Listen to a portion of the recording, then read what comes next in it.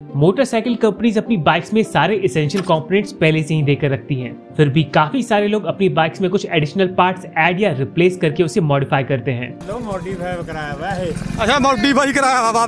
Hello Riders, ये है the druid rider show और आज की इस वीडियो में हम बात करने वाले हैं बाइक मॉडिफिकेशंस के बारे में। और एंड में मैं कुछ ऐसी बाइक्स भी डिस्कस करूंगा जो अमेजिंग मॉडिफिकेशंस के लिए बेस्ट बेस बाइक हो सकती हैं। So let's begin.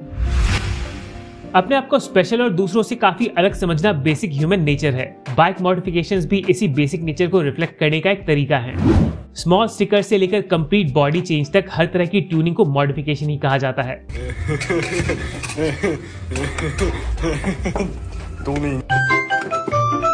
जो ओनर को बाइक के थ्रू अपनी यूनिक आइडेंटिटी दुनिया को शो करने का मौका देती हैं। आज के टाइम में सोशल मीडिया पर शॉर्ट वीडियो फॉर्मेट ने हर किसी को काफी लो एफर्ट में मैसिव रीच गेन करने की अपॉर्चुनिटी दे दी है, जिसका रिजल्ट हमें कुछ इस तरह की अतरंगी बाइक मॉडिफिकेशंस के फॉर्म में देखने को मिलता है।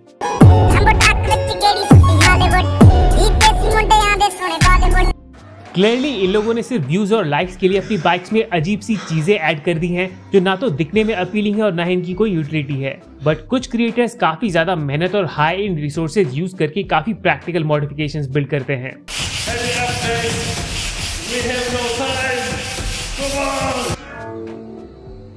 अच्छी वेदर कंडीशंस में बाइक राइड करना काफी जॉयफुल होता है, लेकिन रेनी सीजन में तेज बारिश के बीच बाइक राइड करना बहुत ही डिफिकल्ट है। वैसे तो इस सिचुएशन से डील करने का सबसे प्रैक्टिकल तरीका है कार में ट्रैवल करना, पर मीनवाइल इन द गैराज ने अपनी 2014 यामाहा R1 के लिए एक ट्रांसपेरेंट डोम शील्ड तैयार किया है, जो बाइक राइड करते हुए एक्सट्रीम वेदर से 100% प्रोटेक्शन प्रोवाइड करता है।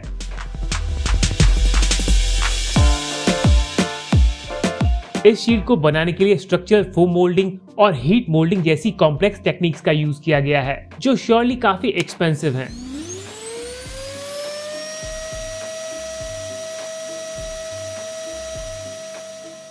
बट एट द एंड ये सारी मेहनत एक सेटिस्फैक्टरी रिजल्ट में कन्वर्ट हुई, जो राइडर को एक्सट्रीम वेदर से पूरी तरह प्रोटेक्ट करने में सक्सेसफुल है। इस शील्ड से राइडर रेन के डायरेक्ट इंपैक्ट से तो बच जाता है, पर उसके लेग्स बाहर एक्सपोज्ड ही रहते हैं। सो इन टर्म्स ऑफ प्रैक्टिकलिटी ये मॉडिफिकेशन कंप्लीटली यूजफुल नहीं है, क्योंकि ये ना तो रेन के अगेंस्ट 100% प्रोटेक्शन देता है और ना ही इसे बाइक पर लगाकर इजिली यूज करना पॉसिबल है। बट स्टिल इतने हाई क्वालिटी मॉडिफिकेशन को प्रिपेयर करने के लिए meanwhile in the garage huge appreciation deserve करते हैं। यूटिलिटी के अलावा लुक्स एनहांसमेंट भी बाइक्स को मॉडिफाई करने के मेन रीजंस में से है। बजाज पल्सर 180 के बेस पर बनी स्कूल लुकिंग कैफे रेसर को निखिल कस्टम्स ने प्रिपेयर किया है। Wide tyres, twin disc plate, upside down forks, clip on handle bar और कॉन्टिनेंटल GT 650 वाले टैंक के साथ ये बाइक एक प्रॉपर कैफे रेसर वाला लुक दे रही है। इफ यू लुक क्लोजली, इस बाइक में आपको कॉन्टिनेंटल GT 650 के अलावा TVS Apache RTR के पार्ट्स भी दिख जाएंगे, जो साथ मिलकर बाइक की लुक्स को काफी एनहांस कर रहे हैं। ये बाइक भी पल्सर 150 को मॉडिफाई करके बनाई गई है। वैसे तो पल्सर 150 एक नॉर्मल सी कम्यूटर बाइक है, पर इन wide tyres, clip on handle bar और कैफे रेसर स्टाइल सीट के साथ ये काफी पावरफुल अपीयर हो रही है। That's a good one. नई पल्सर N160 में किया गया ये मॉडिफिकेशन भी काफी अपीलिंग लग रहा है। हेडलैम्प को रीडिजाइन करने के साथ ही स्ट्रीट FC रेसर ने इसके साइड पैनल और टेल सेक्शन को भी हेवीली मॉडिफाई किया है। टैंक और इंजन के अलावा इस बाइक के ऑलमोस्ट सारे पार्ट्स को पूरी तरह अपग्रेड कर दिया गया है।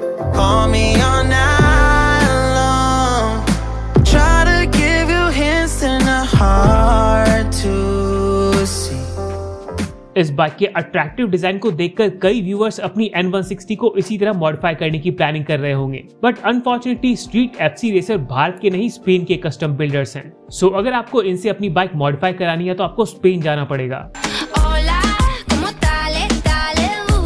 YouTube पर तो मुझे इनका कोई चैनल नहीं मिला, पर इनके इंस्टाग्राम पेज पर आप और भी कस्टम बिल्ड्स देख सकते हैं।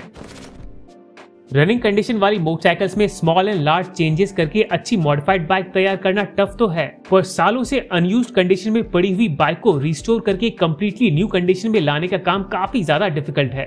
फॉरेन कंट्रीज में ओल्ड बाइक्स और कार्स को रिस्टोर करने का ट्रेंड काफी पुराना है, पर हमारे देश में अच्छे रिस्टोरेशन शॉप्स बहुत ही रेयर हैं।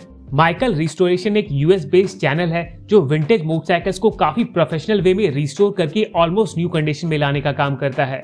इनकी वीडियोस में काम करने वाले मैकेनिक्स तो इंडियंस ही हैं, पर ये चैनल USA से ऑपरेट होता है। Custom build first generation Suzuki Hayabusa को रिस्टोर करने का ये प्रोजेक्ट काफी टफ था, क्योंकि इसके बॉडी पैनल्स पूरी तरह खराब हो चुके थे। काफी लंबे टाइम और ढेर सारी मेहनत के बाद फाइनली ये हायाबुसा एक बार फिर से अपने ओरिजिनल फॉर्म में रिस्टोर हो गई, पर श्योरली इसमें काफी ज्यादा खर्चा आया होगा। वैसे ये ओरिजिनल सुजुकी हायाबुसा नहीं बल्कि पल्सर NS 200 के बेस पर बनाई गई कस्टम हायाबुसा थी, जिसकी टोटल कॉस्ट 2-2.5 लाख से ज्यादा नहीं होगी। इसी तरह इनके चैनल पर KTM RC 200 की भी रिस्टोरेशन वीडियो है, जिसे काफी प्रोफेशनल वे में शूट किया गया है।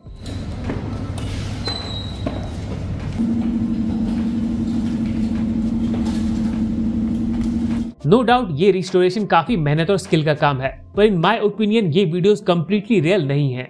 इन वीडियोस को सिर्फ YouTube पर ज्यादा से ज्यादा व्यूज लाने के लिए बनाया गया है, जो आप इनके कैची थंबनेल और इन बाइक्स की आर्टिफिशियल एजिंग को देखकर क्लियरली समझ सकते हैं। KTM RC को भारत में लॉन्च हुए 10 साल ही हुए हैं, और ऐसे में किसी RC बाइक का नेचुरली इस कंडीशन में पहुंच जाना ऑलमोस्ट इम्पॉसिबल है।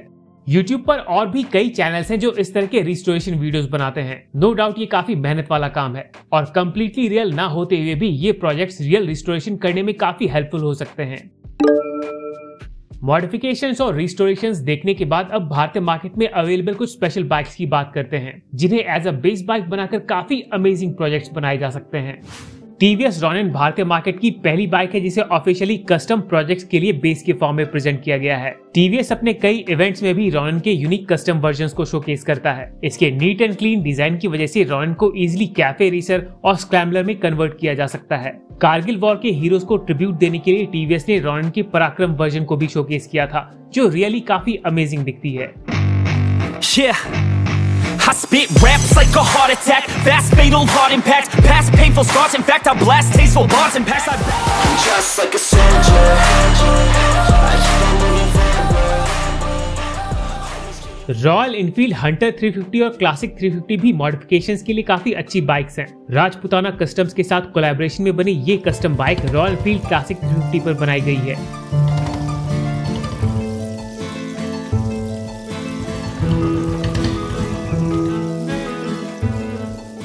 इसके साथ ही राजपुताना कस्टम्स ने रॉयल इनफील्ड बाइक्स को यूज करके कई शानदार बाइक्स तैयार की हैं। राजपुताना कस्टम्स जैसे प्रोफेशनल कस्टम बिल्डर्स के अलावा कई इंडिपेंडेंट बाइक लवर्स भी अपनी रॉयल इनफील्ड क्लासिक और हंटर को हेवीली मॉडिफाई करते हैं, जो दिखने में काफी ज्यादा यूनिक और अपीलिंग लगती हैं। इन क्लासिक स्टाइल वाली बाइक्स के साथ ही कम्यूटर सेगमेंट की पल्सर भी कस्टम बिल्ड्स के लिए काफी सूटेबल है। MD5 ब्लॉक्स ने तो अपनी पल्सर 220 को BMW S1000 RR में कन्वर्ट कर दिया है। Not completely, but first look में ये बाइक S1000 RR जैसी दिखने में थोड़ी बहुत सक्सेसफुल तो हो रही है। पल्सर 150 पर बनी ये कैफे रेसर जैसी बाइक तो हम पहले ही देख चुके हैं, विच मीन्स पल्सर 150 भी मॉडिफिकेशंस के लिए एक अच्छी बेस बाइक बन सकती है। मोटरसाइकिल्स में किए जाने वाले कस्टम अपग्रेड 100 रुपए से लेकर लाखों तक की प्राइस में होते हैं, लेकिन एक्सट्रीम स्पीड और सुपर्ब कंट्रोल के लिए स्पेशली बिल्ड की जाने वाली MotoGP बाइक्स की प्राइस करोड़ों में होती है। MotoGP रेसेस में हुए लेटेस्ट क्रैश की डिटेल्ड एनालिसिस के लिए आप ये वीडियो देख सकते हैं। बाइक मॉडिफिकेशंस की ये वीडियो अगर आपको पसंद आई हो तो प्लीज लाइक करें। बाइक्स और कार से जुड़ी और भी अमेजिंग वीडियोस के लिए सब्सक्राइब करें। Ride safe to ride again, see you in the next one. Yo, microphone check, make it a microphone check, give it a microphone, I make the microphone dead.